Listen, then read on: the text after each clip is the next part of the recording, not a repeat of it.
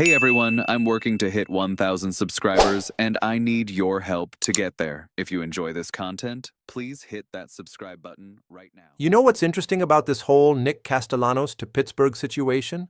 Nobody's really talking about it, but it might actually happen.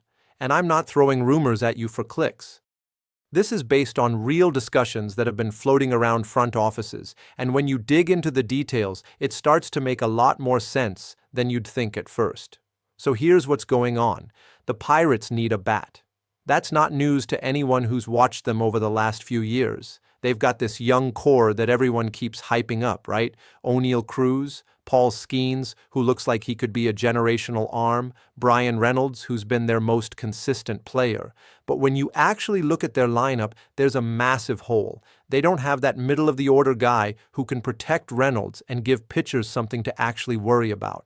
Their outfield right now is basically Reynolds and a bunch of question marks. You've got Henry Davis trying to figure out where he fits, Jostingson Garcia who has potential but isn't there yet, Jack Sawinski who can hit home runs but strikes out a ton, and Jake Mangum who's more of a depth piece. It's athletic, sure, they can cover ground, but can they hit? Can they drive in runs when it matters?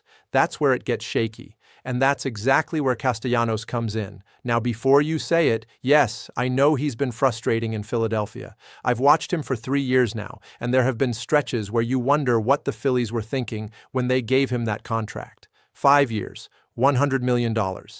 That was always going to be a risk for a guy who doesn't play great defense and whose bat needs to carry his value. But here's the thing about Castellanos. When he's right, he can still hit. We're not talking about a guy who forgot how to make contact. His bat speed is still there. He can drive the ball to all fields when he's locked in. The problem in Philadelphia hasn't been ability. It's been fit. The Phillies have too many outfielders now, especially with the moves they've made this offseason. They brought back Kyle Schwarber on this massive deal, 5 years, $150 million. Schwarber's locked in at DH, which was one of the spots Castellanos could have rotated into. Then they signed Adolis Garcia for right field. You've got Brandon Marsh, who's emerged as a legitimate defensive weapon in center, Johan Rojas, who can do things with his glove that are just ridiculous, and Justin Crawford, who they're trying to develop. Where does Castellanos fit in all that? He doesn't.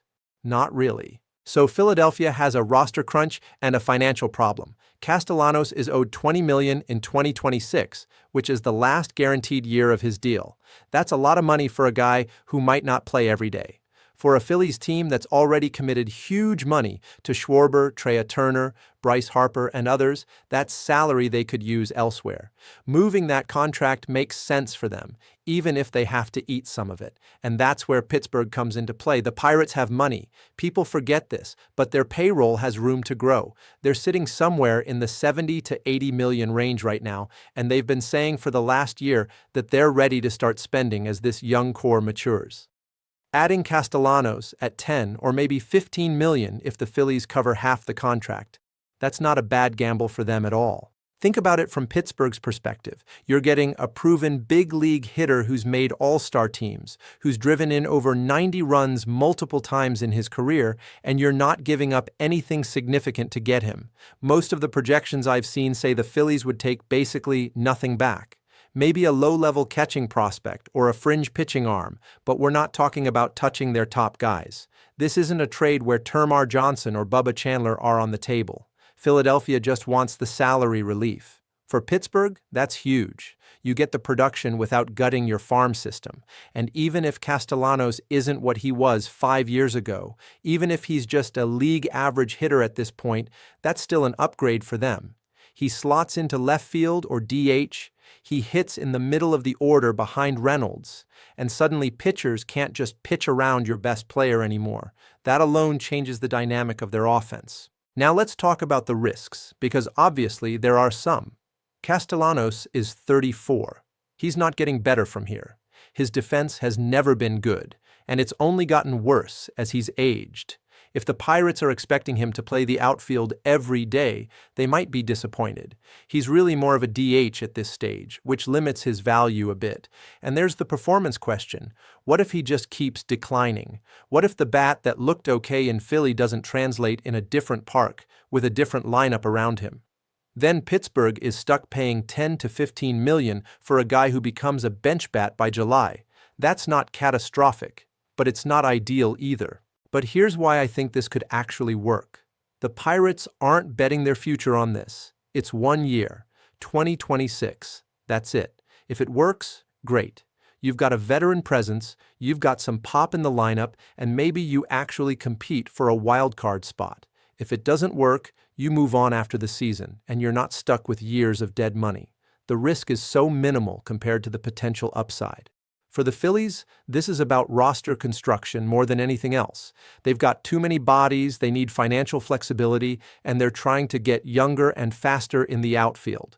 Rob Thompson wants defense. He wants guys who can cover ground and turn singles into outs. Castellanos doesn't do that. Garcia, Marsh, Rojas, Crawford, those guys do. So moving Castellanos clears a spot, saves money, and lets them build the roster the way they actually want it. The interesting part is how this affects both teams going forward. If Pittsburgh adds Castellanos and he performs anywhere close to what he's capable of, that sends a message. It tells the fan base that ownership is serious about competing. It tells the young players that help is coming. And it might convince other free agents that Pittsburgh is a place worth considering again. For Philadelphia, it's about maximizing what they have. They're in win-now mode with Harper, Turner, and the core they've built. Every dollar matters. If they can get out from under Castellanos' contract and redeploy that money, maybe toward bullpen help or another infield piece, that makes them better both now and in the future. So, where does this actually stand right now? As of early February, it's still in the discussion phase. Nothing's imminent. But the framework makes sense for both sides, and that's usually when deals start to pick up momentum. Pittsburgh gets the bat they need without giving up prospects. Philadelphia gets the financial relief and roster flexibility they want. It's not flashy, but it works. I think this happens. Maybe not this week, maybe not even this month, but before opening day, I'd bet we see Castellanos in a Pirates uniform. And honestly, it might be exactly what both teams need.